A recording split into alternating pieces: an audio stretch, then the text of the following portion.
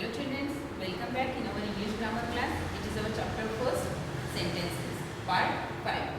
अब तक के हमारे पार्ट्स में हमने देखा है कि सेंटेंसेस क्या है और सेंटेंसेस के दो पार्ट्स होते हैं, एक सब्जेक्ट और दूसरा प्रेडिकेट. सब्जेक्ट क्या होता है? सब्जेक्ट जो कि किसी पर्सन, प्लेस, थिंग और एनिमल के बारे में ज़्यादा इंफॉर्मेशन बताता है. सेंटेंस में जो ज़्यादा इंफॉर्मेशन दी हुई होती है किसी एनिमल, प्लेस और पर्सन के बारे में, तो वो जो नेम हुआ एनिमल, प्लेस और पर्सन का, उसे कहा जाता है सब्जेक्ट. और जो रिमेनिंग पार्ट है सब सेंटेंस का, उस रिमेनिंग पार्ट को कहा जाता है प्रेडिकेट. और एक प्रेडिकेट में हमेशा एक वर्ब रहता ही है. अब हम देखते हैं उसके बारे में कुछ सेंटेंसेस.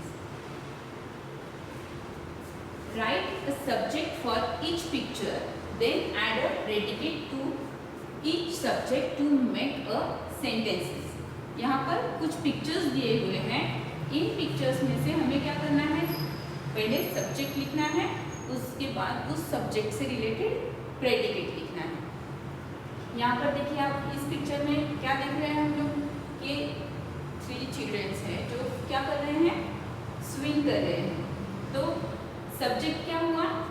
3 चिल्ड्रन. 3 चिल्ड्रेन, ये क्या हुआ? सब्जेक्ट हुआ. यानी कि 3 चिल्ड्रेंस के बारे में हम बात कर रहे हैं, इसलिए ये हुआ सब्जेक्ट. और वो क्या कर रहे हैं? तो झूला झूल रहे हैं, यानी कि are playing on the swings, झूले पर खेल रहे हैं. ये क्या हुआ? प्रेडिकेट. 3 चिल्ड्रेंस सब्जेक्ट हुआ और are playing on the swings, ये हुआ प्रेडिकेट. यानी कि हमें यहाँ पर पूरा सेंटेंस क्या लिखना है? 3 children's are playing on the swing. And यहाँ पर पूरा सेंटेंस कंप्लीट करके आपको ये लिखना है.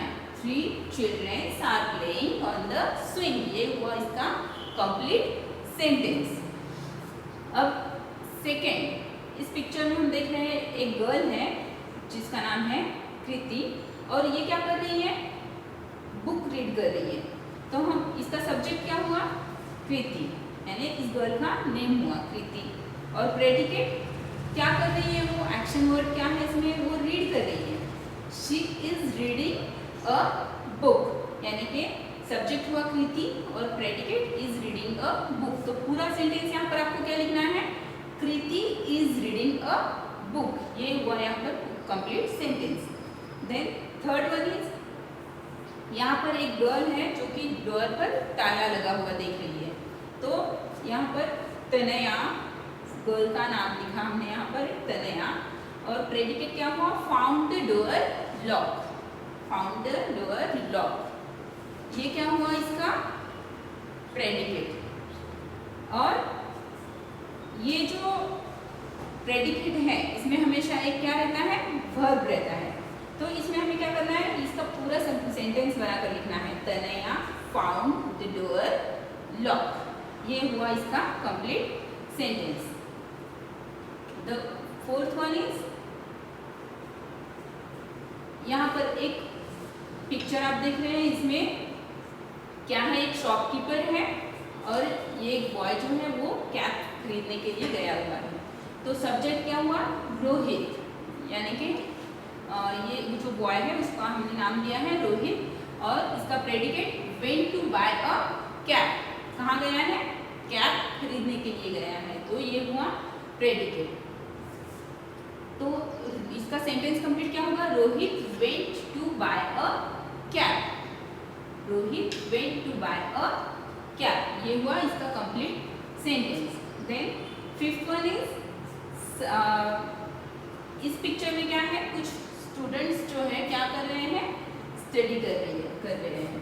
तो सब्जेक्ट हुआ the students, the students, and predicate were busy studying in the class. Study करने में क्या है? बिजी है, जो कि क्लास में बैठे हुए हैं. तो इसका कंप्लीट सेंटेंस आपको क्या लिखना है? The students were busy studying in the class. Then sixth one, देखिए इस पिक्चर में आप क्या देख रहे हैं? Rita and her grandmother. Rita and her grandmother क्या कर रहे हैं? ऑफन हैव टी टुगेदर, एक साथ चाय ले रहे हैं.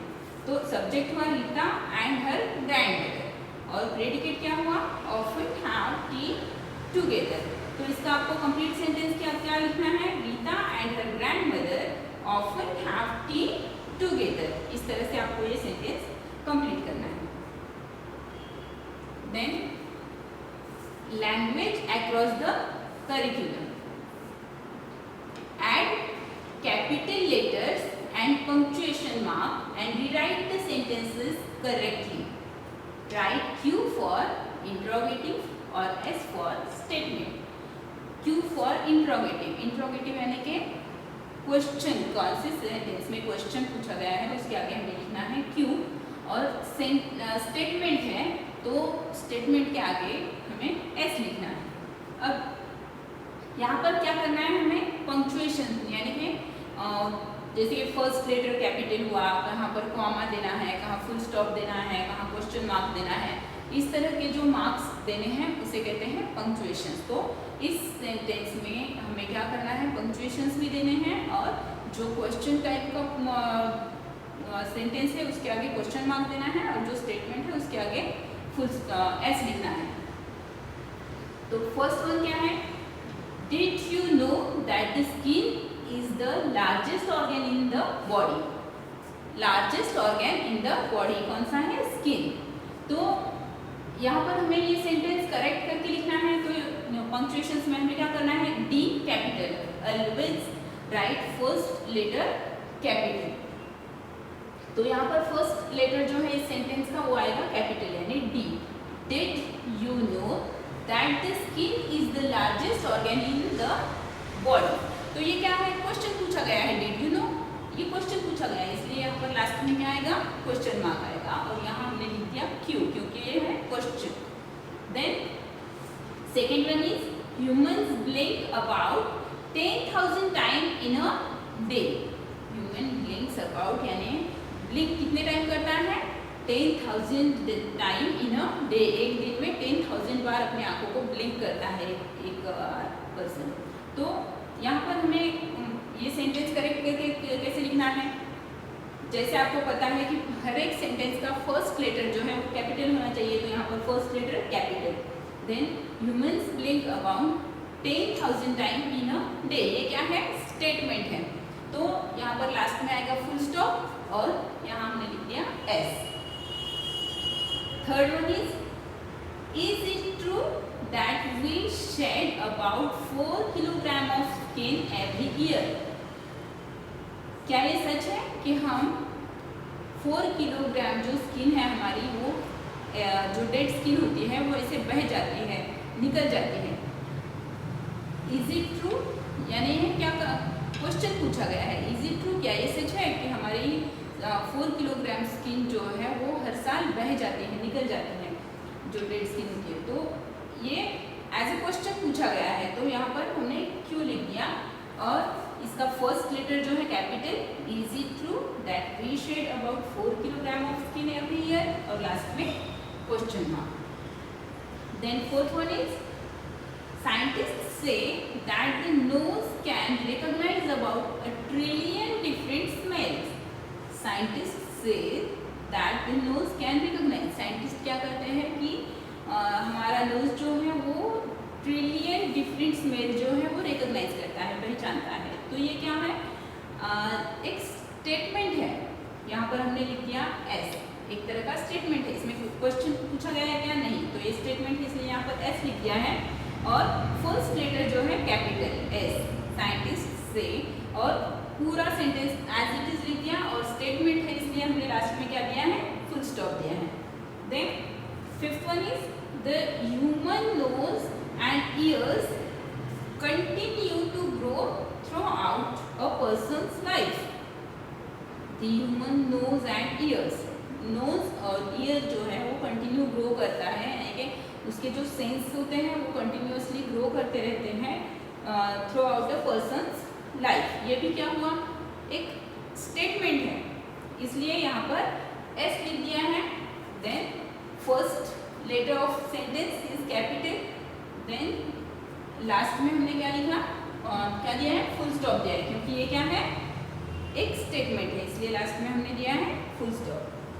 और sixth sentence, can you believe that human teeth are just as strong as shark's teeth?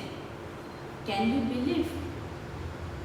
believe that their human teeth are just as strong as shark teeth? Shark के जो teeth है वो जितने strong होते हैं उतने ही strong human के teeth होते हैं। क्या आप इस बात पर बिलीव कर सकते हो? यानी कि यहाँ पर क्या है, क्वेश्चन पूछा गया है, क्या आप बिलीव कर सकते हो, भरोसा कर सकते हो कि जो शार्क के जो टीथ है उतने ही स्ट्रॉन्ग एक ह्यूमन के टीथ होते हैं? यानी एक क्वेश्चन है, तो यहाँ पर क्या लिखेंगे हम? क्यों, क्योंकि एक इंट्रोगेटिव टाइप का सेंटेंस है, यहाँ पर लिख दिया क्यों। और पंक्चुएशन में क्या करेंगे, फर्स्ट लेटर कैपिटल, और ये एज ए क्वेश्चन है इसमें, इस सेंटेंस में तो हमने लास्ट में क्या लिख दिया, यहाँ पर क्या डाला है, फुल क्वेश्चन मार्क। समझ में आया? Can you believe that human teeth are just as strong as a shark's teeth, और लास्ट में question mark. Here we have completed our first chapter. Now you have to write it in your textbook and then in your notebook and